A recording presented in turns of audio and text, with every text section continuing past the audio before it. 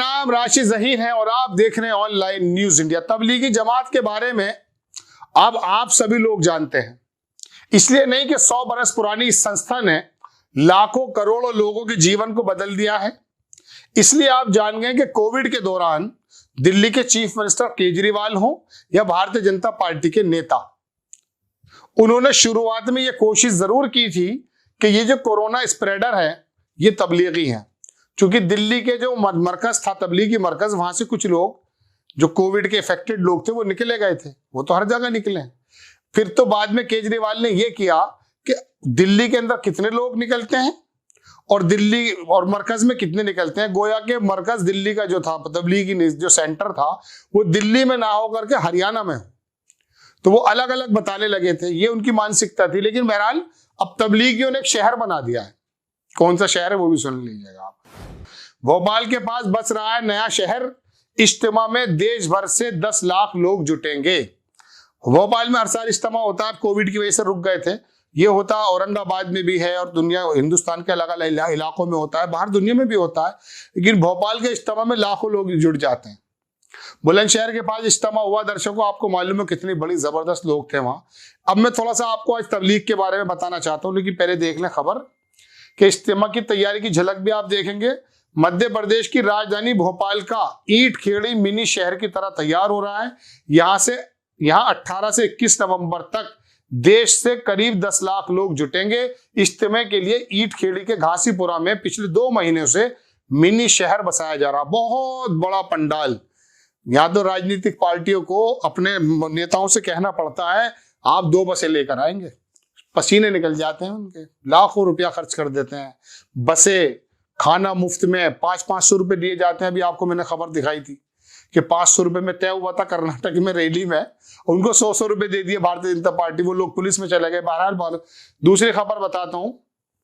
300 एकड़ से ज्यादा एरिया में बड़े पंडाल बनाए गए हैं। इनमें रहने के इंतजाम किए गए हैं। 17 किलोमीटर लंबी पानी की पाइपलाइन बिछाई गई है। जमातों के लिए 4,500 टॉयलेट बनाए गए हैं। यहाँ देश भर से जमातें आएंगी। इन्हें सिर्फ वेज खाना मिलेगा, 50 रुपए में खाना तो 20 रुपए में नाश्ता मिलेगा। प्लास्टिक के डिस्पोजल पूरी तरह से बैन रहेंगे। सबसे पहले जानते हैं कि क्या है इज्तिमा। चलिए तो मैं आपको खुद बता दूंगा, लेकिन कह रहे हैं कि इज्तिमा का मतलब है मुनज्जम होने से, इकट्ठा होने से। वहां ये तबलीगी जमात के लोग इकट्ठे होते हैं और मौलाना की बात सुनते हैं। वो बात क्या करते हैं वो भी मैं आपको बता दूंगा। भोपाल में ऐसे शुरू हुआ इज्तिमा 1947 में मस्जिद शकूर खां के महज 12-14 लोगों के साथ की गई। इसके बाद 2 साल बाद इसे ताजुल मस्जिद में किया जाए। जब इसे लाखों की संख्या में होने लगी तो मस्जिद का कैंप छोटा हो गया। 2015 में बैरसिया रोड स्थित ईंट खेड़ी के पास घासीपुरा में शिफ्ट किया गया। तब से यहीं पर लगाया जा रहा है। 2 महीने पहले तैयारी शुरू हो जाती, बड़े बड़े।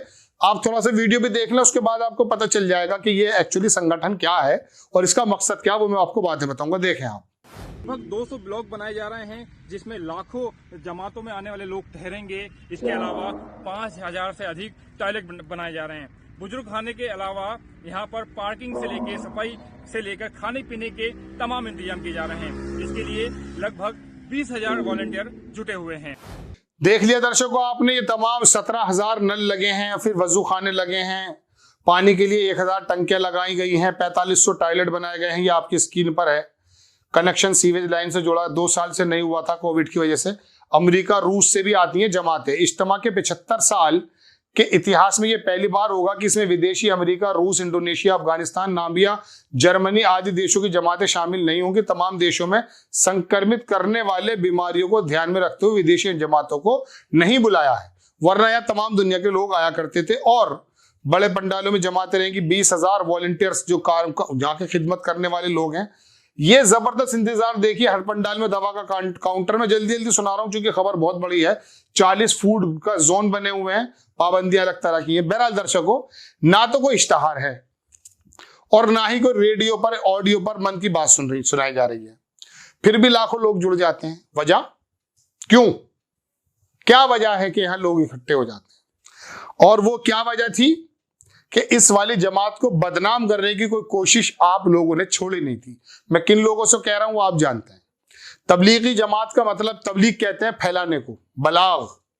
तबलीग का मतलब है ऊपर वाले की अगर कोई बात है, उनके पास कुरान की बात है, हदीस की बात है, उसको हर आदमी की जिंदगी के अंदर मुंतकिल कराने की कोशिश करना, नमाज पढ़ना, रोजे रखना, तकवी की जिंदगी गुजारना, ईमानदारी से गुजारना, माशरी जिंदगी अच्छी गुजारना, एक दूसरे का हुकूकुल लिबाद हक कहते हैं, उनके एक दूसरे को जो है ये बताना कि जो हक है उसको अदा कर दिया जाए। इन चीजों पर ये बेस्ड है। ये सियासत की बात नहीं करते, ये हुकूमत की बात नहीं करते।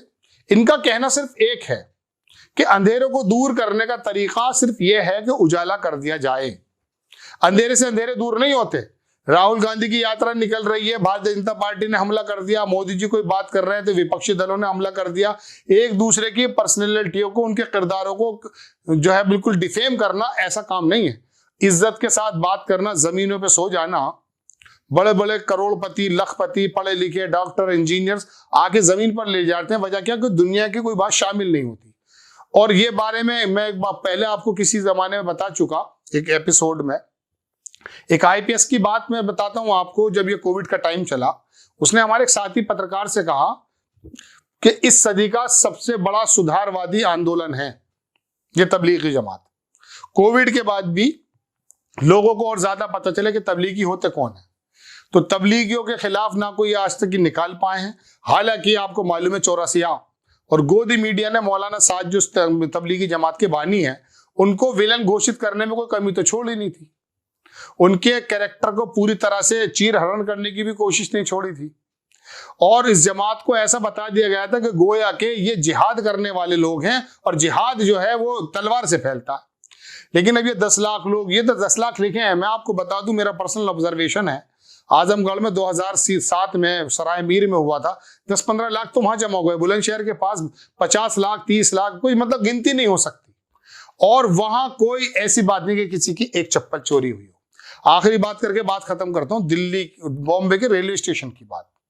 आप जाकर गूगल पे सर्च कर सकते हैं कि बॉम्बे के रेलवे स्टेशन पे इतिहास में सबसे ज्यादा जो रेलवे स्टेशन के जो टिकट होते हैं ना, रेलवे स्टेशन के टिकट होते हैं 10 रुपए का, 5 रुपए का, वो कब बिके हैं वो मैं बताता हूँ। औरंगाबाद महाराष्ट्र में इज्तिमा था, वहां से लोग आते थे, जाते थे। कुछ लोग, 2 अगर आदमी जा रहे हैं तो 10 लोग उन्हें छोड़ने जाते थे। तो वो छोड़ने जब जाते थे तो वो प्लेटफॉर्म टिकट लिया करते थे। आखिरकार वहां के रेलवे बोर्ड को ये मालूम पड़ा कि हमारे प्लेटफॉर्म इतने टिकट बिक कैसे गए। पता चला तबलीगी जमात वाले जो भी लोग आए थे या उनको छोड़ने जो आए थे, उन्होंने पहले प्लेटफॉर्म टिकट लिया, जो लोग लेते नहीं।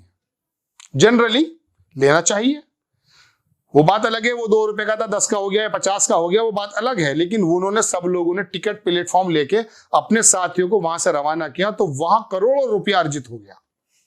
वो ईमानदारी का किसने कहा था प्लेटफॉर्म टिकट लेने के लिए? वो बिल्कुल रूल रेगुलेशन से और इस्लाम के अनुरूप अगर चलने की कोशिश करते हैं तो वो कहते हैं कि गवर्नमेंट का एक लॉ है, उसको मानना चाहिए। इस तरह के होते हैं तबलीगी। तो बुराई को खत्म करने का एक तरीका है। ये बड़ा शहर जो बताया जा रहा है, ये कोई राजनीतिक पार्टी का नहीं है जो भरेगा नहीं पंडाल। आप देख लीजिएगा जाकर गूगल पे कि यहाँ लोग मुखलिस होकर के आएंगे, इकट्ठे होकर आएंगे, मौलाना की बात सुनेंगे, उनकी बातों को जो कुरान हदीस के अंदर अपनी जिंदगी में उतारने की कोशिश करेंगे और चले जाएंगे।